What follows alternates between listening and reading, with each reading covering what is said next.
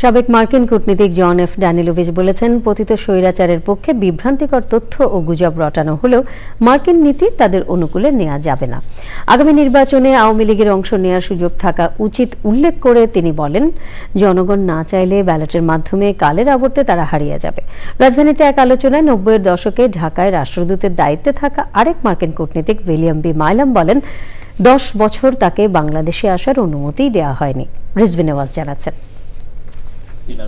Centre for governance studies CGS এর উদ্যোগে নতুন ভোরের পথে গণ অভ্যুত্থান পরবর্তী বাংলাদেশ যুক্তরাষ্ট্র সম্পর্কের গতিপথ নিয়ে আলোচনা। সংস্থাটির নির্বাহী পরিচালক জিল্লুর রহমানের সঞ্চালনায় বিষয়টি নিয়ে কথা বলেন সাবেক রাষ্ট্রদূত উইলিয়াম বি মাইলাম এবং কূটনীতিক জন এফ ড্যানিলোভিচ। কর্তৃত্ববাদী শাসন, নির্বাচনহীনতা, মানবাধিকার লঙ্ঘন সহ নানা ইস্যুতে কথা বলেন তারা। For the end of the previous dictatorship and this fourth opportunity for building new democracy. It's up to you and you and you and you. I mean, it's up to the people in the end, isn't it? And it's the people that make democracies work.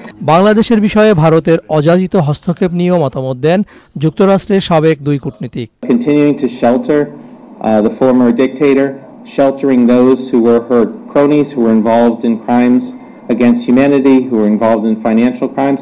Obviously, that is not going to be something welcomed by Bangladesh or seen as a friendly act.